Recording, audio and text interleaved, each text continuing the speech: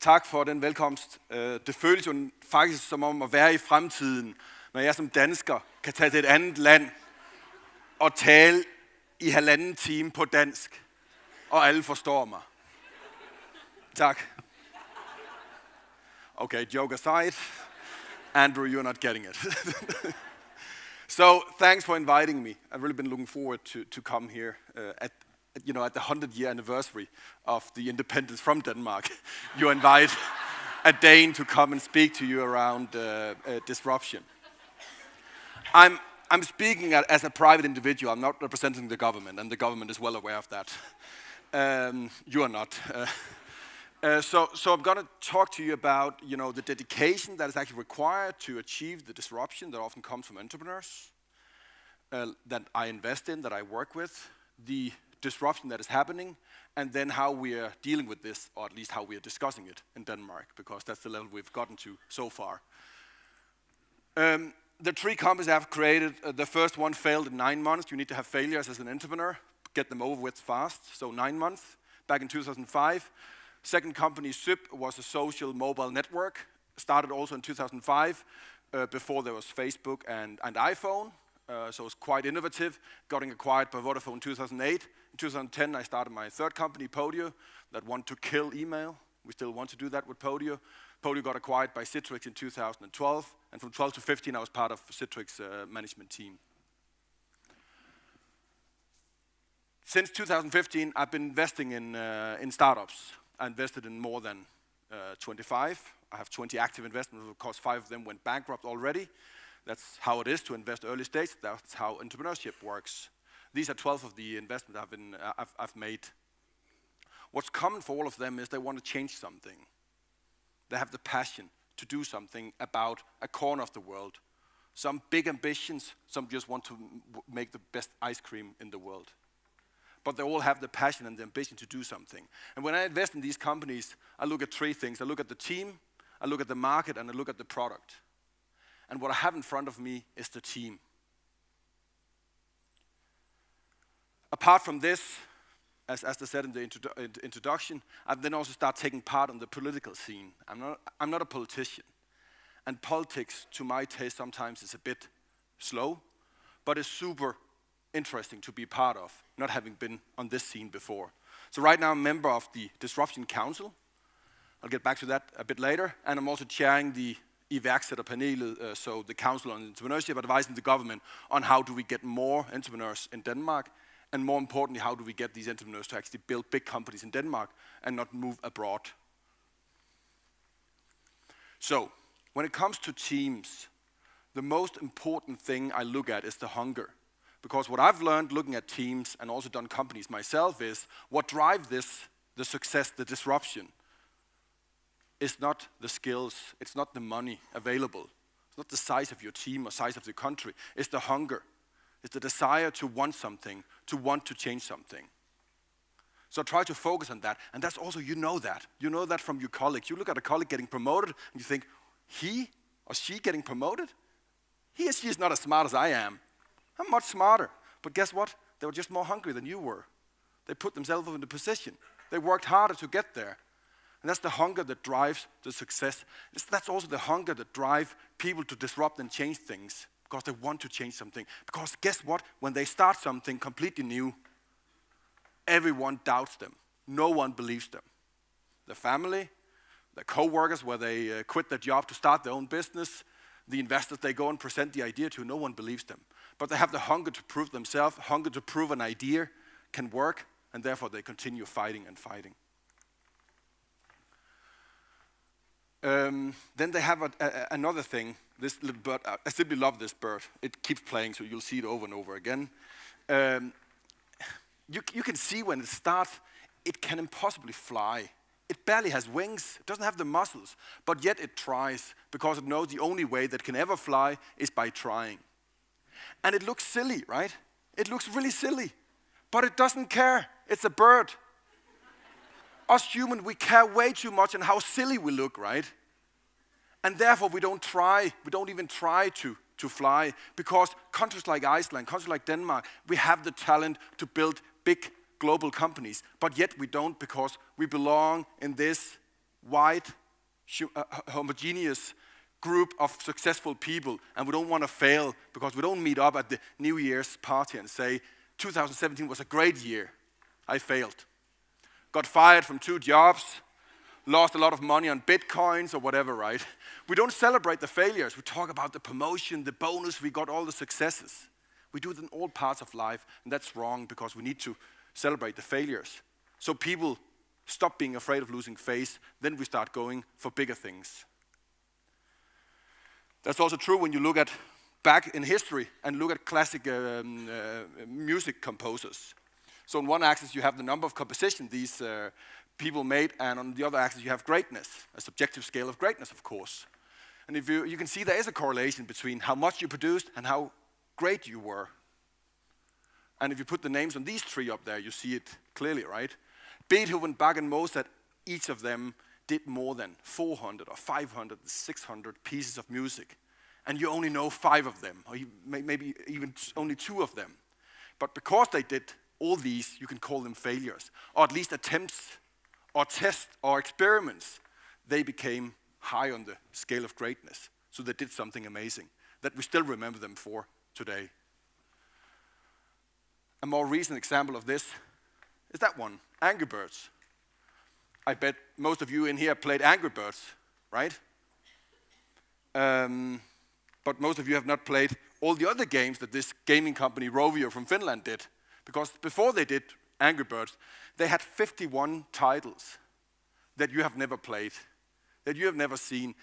And some of them were so poor, so they almost went bankrupt. But they kept on fighting. Because they had the hunger to do that, they understood they had to experiment. And because they did 51 games first, they could do game number 52, Angry Birds. That was a massive success. Startups that I invest in, that I get involved with, often, luckily, have this approach to things. They want to land on the moon. They're prepared to shoot for the moon. So they think big, but they also know that the version they are working on right now will never get them to the moon. But yet they can stand up with this rocket or this product that just proved to me and say, we will kill, insert, Google, Amazon, whatever, right? We will do that, and you look at a product that barely works. But they have this desire to do it, and they want to, and they are prepared to shoot for the moon. And one day, they might do as SpaceX did with Falcon Heavy last Tuesday, where they, at a fraction of the cost, were able to do a heavy lift up into orbit. Fascinating.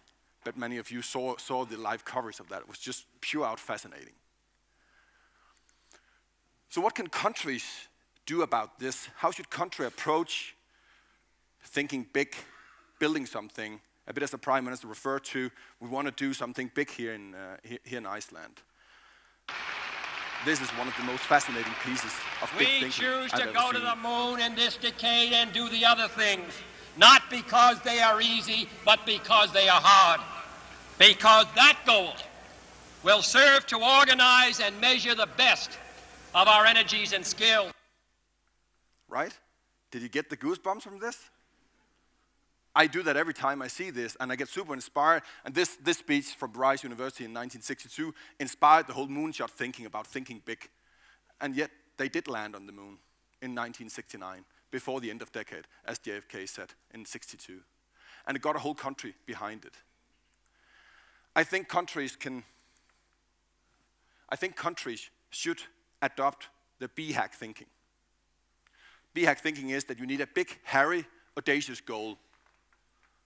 Put a goal out there that takes 20, 30 years to achieve, more than your election cycles. Put it out there and get everyone to believe that you can do it. Then magic happens. It's well tested by many companies that we know, institutions that we respect. Ford said we want to democratize the automobile, not the mobile. Nokia did that. Walmart want to become a 125 billion company by the year 2000. They had 180 billion turnover in 2000.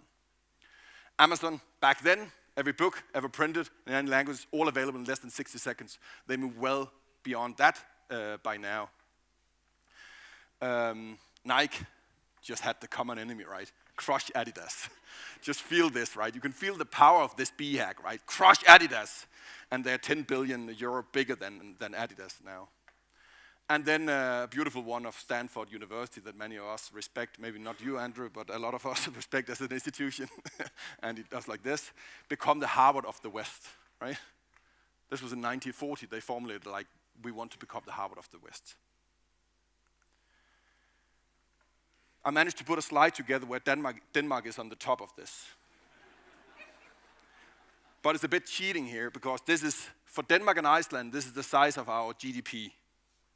And for the other companies, it's the size of their turnover. Just to make the point that companies has BHAGs, countries also need BHAGs because people today want to work and live with, or want to work for companies with a purpose that has something they want to achieve. And countries increasingly start competing with companies because they grow and they affect our everyday life. And we need to remember this. And Iceland has done it before, create a global movement, almost a short-lived one, but still a movement. The Viking chant, I was running around, mostly when I had drinking a bit and clapping my hands like this.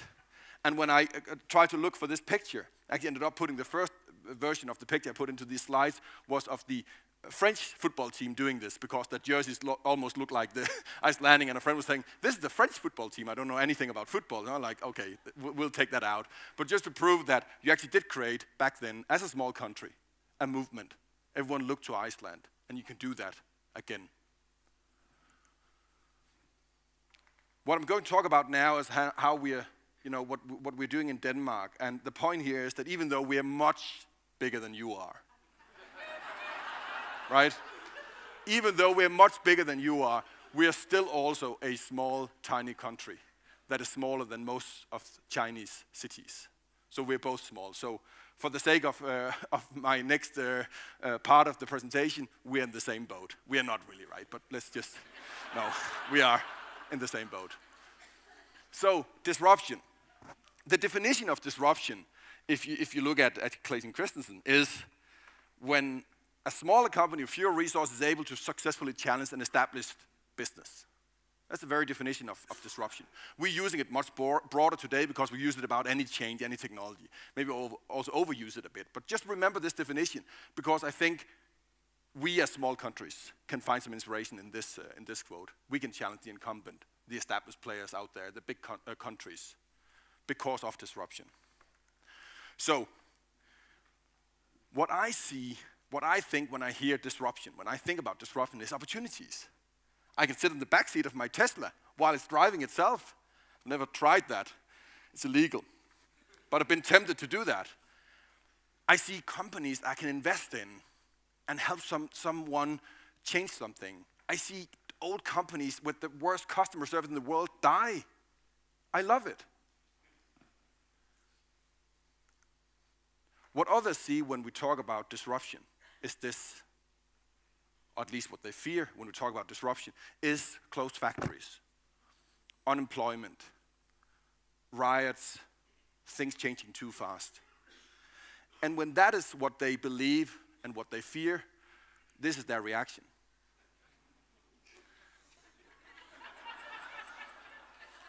They elect a guy like this that I don't think is doing anything good for changing the world to a better place.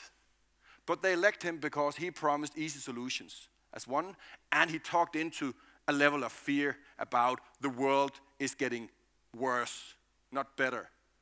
And the establishment, society is leaving you behind, so go with me. But that's not the societies we're living in.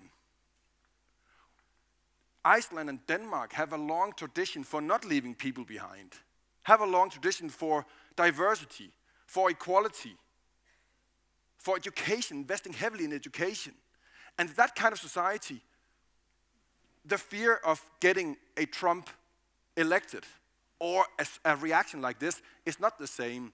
But yet, in the political debate, both in Denmark and maybe also here in Iceland, there is a tendency to think that because we live in a global world, where the global news stream from US is also getting into we read US news, journalists take a lot of interest in US news.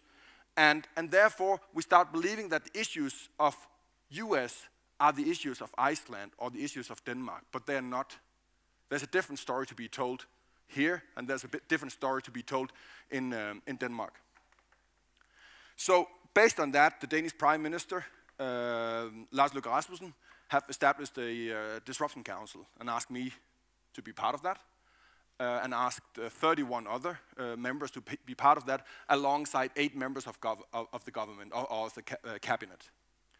Lars Løkke Rasmussen chairs the council, and the members come from the trade unions, the big employer associations, the industry associations, CEOs of some of the biggest Danish companies, some professors from Danish universities, and some random people like myself that have some ideas on what does this mean. And it's basically about a conversation and having an open dialogue on what does this mean to society. They made, and I tried to understand it because I like, where are the opposition?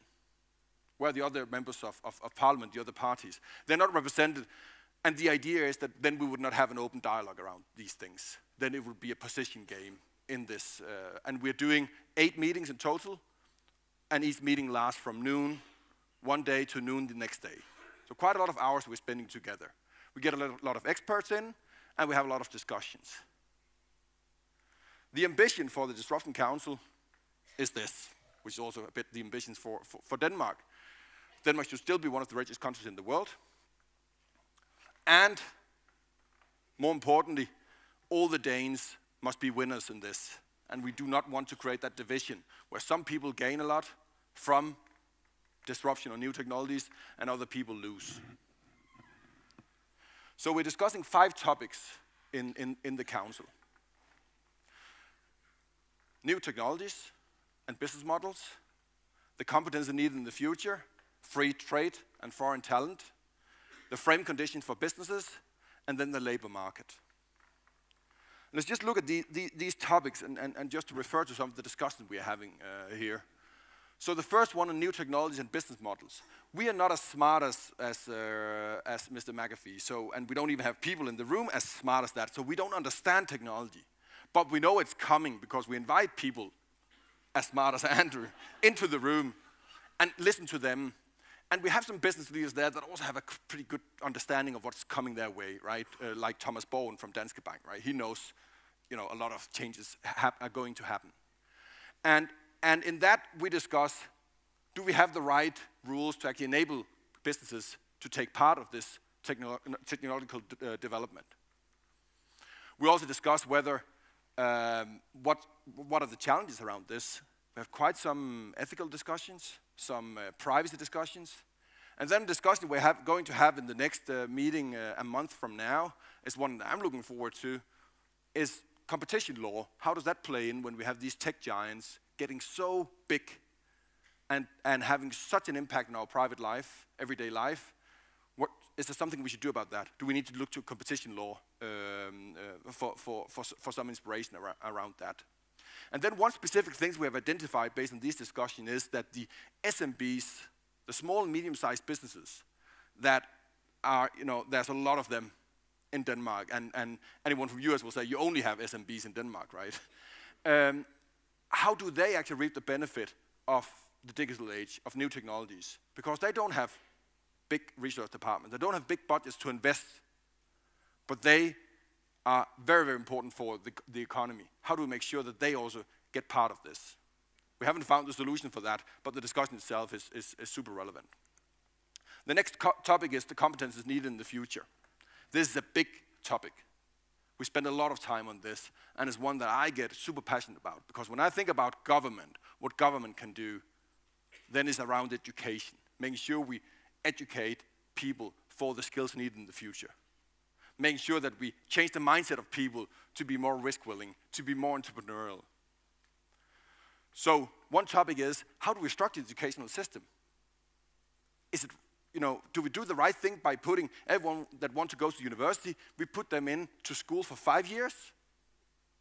No interaction with the real world, real life, and then we take them out 5 years after, and the world has changed a lot, and they come out from university, and then we put them in. Should we split that up?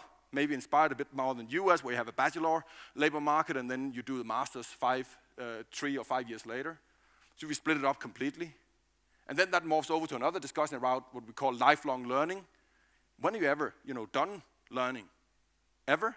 Should you, every year from now on, go 1 week, 2 weeks, 4 weeks in school, back on the school bench, or use new technologies for micro-learning or distant learning?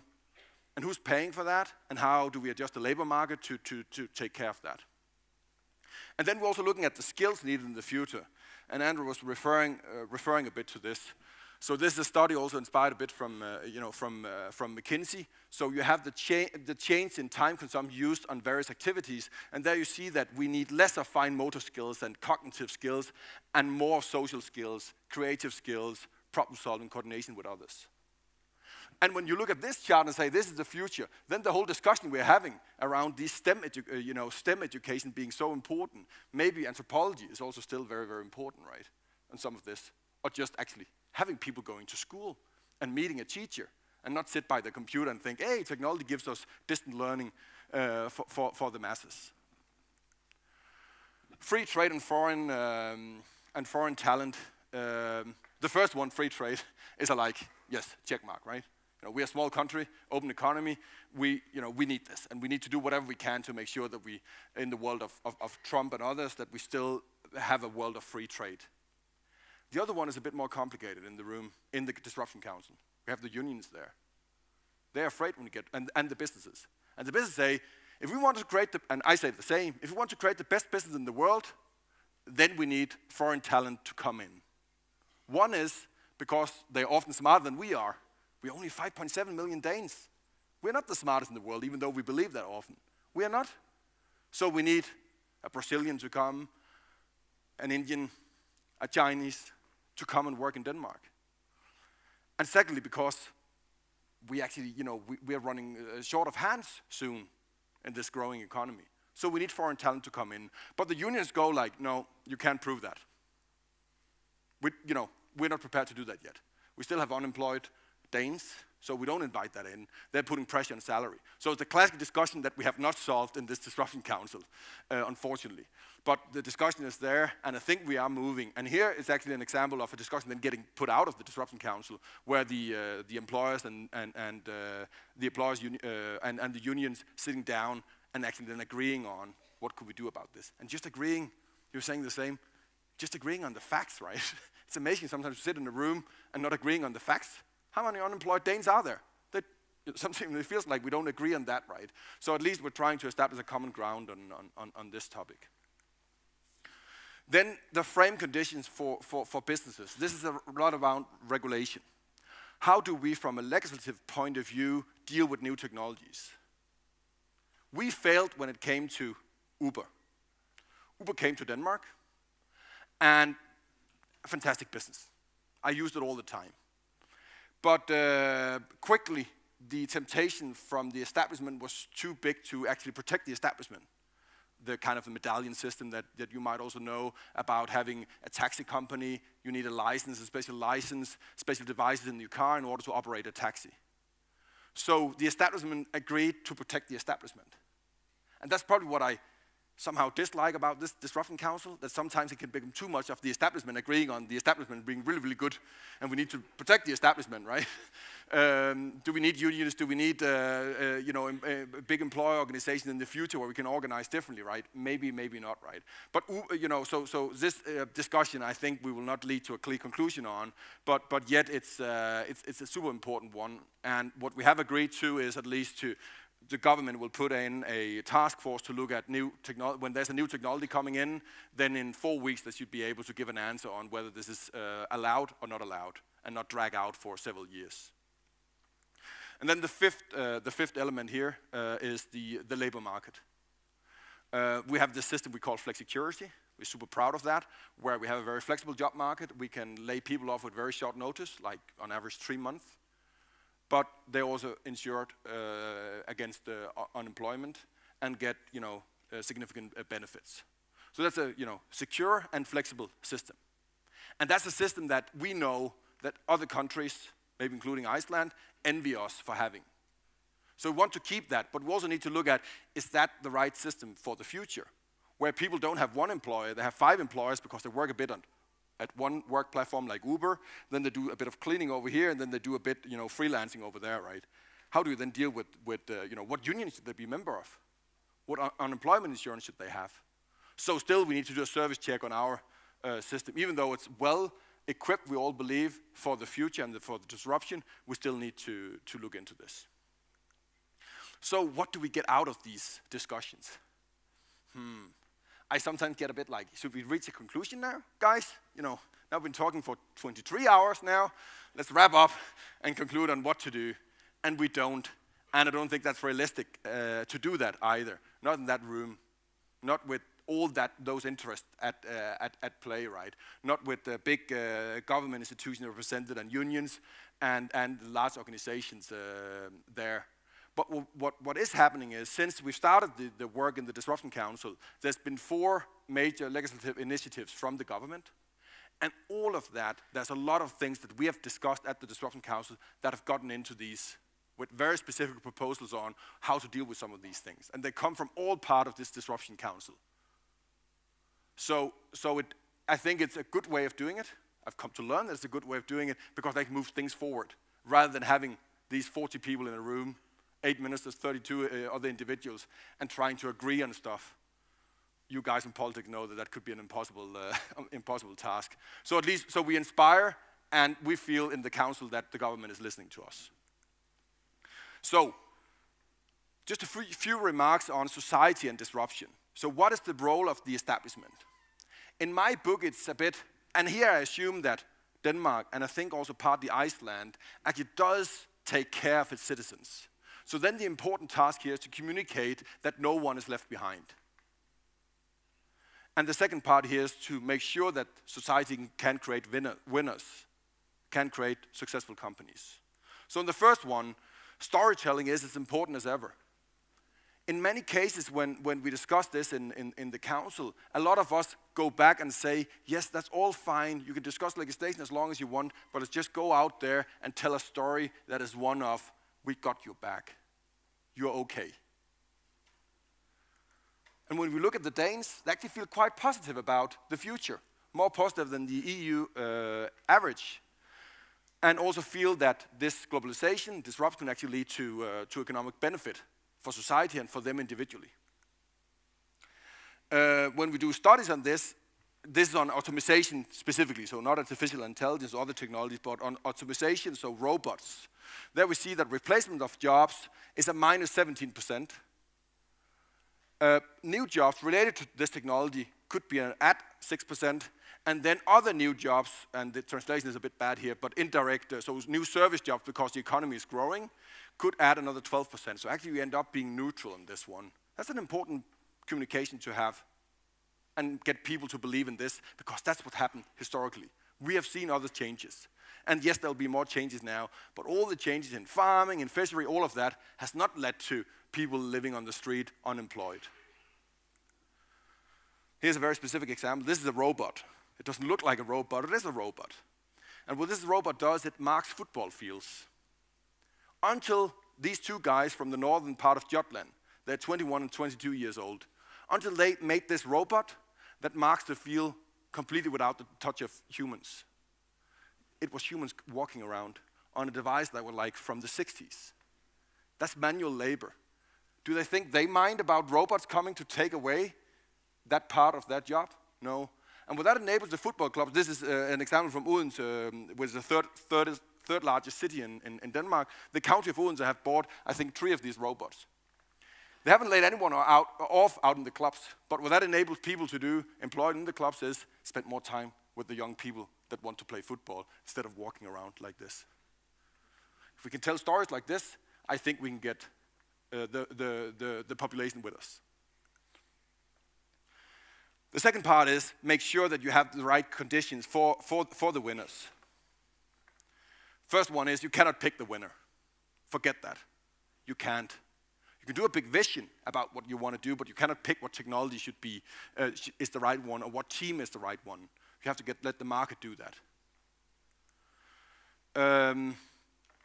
when we then look at those conditions for startups in Denmark, in the Council of Entrepreneurship, we looked at the numbers and some of the data, and Danes create big successes, but we don't get to keep them in Denmark. Some of the slide here is in Danish, but you of course understand that. And one of them is like a bit cheating that it's Danish, right? It's built in Denmark, Unity, right, by a Icelandic fellow, David Helgersen. But we call it Danish, right? That's okay. And what you see of these large companies, they move out pretty early on the journey. And why do they do that? We created them in the Danish education system. We gave them all the tools to create big companies. Then they move out. That's because they didn't have the talent and or the capital available in Denmark. So those are the most important things when you look at create the right environment, is to make sure that you have the capital available, that the talent is there, and that's both foreign talent and domestic talent that is prepared to leave their safe career in big companies and go out and work in startups, and then the culture, that you have regulation that supports this. So, Iceland. Call for action for you. The first one is to wake up and see that this is not only about economic growth and money. This is also about who gets to decide things in the future. Moral, ethics, and values.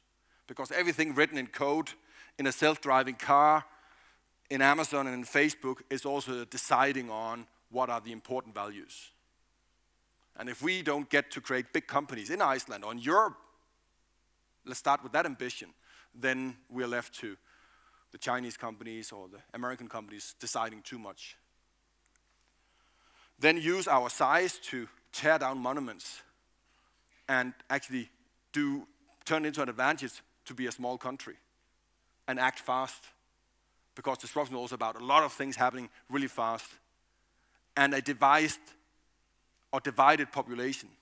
We don't have that in Denmark, and I don't believe you have that in Iceland. Use that to get people rallied behind maybe a B-hack and then change fast and keep on being able to change fast. And then be assured that you cannot use PowerPoint and Excel as tools to guess the future. You need to get out in reality and test things. You need to be hungry to go out there and prepare to make a lot of failures and test what you want to do. Don't be afraid of that.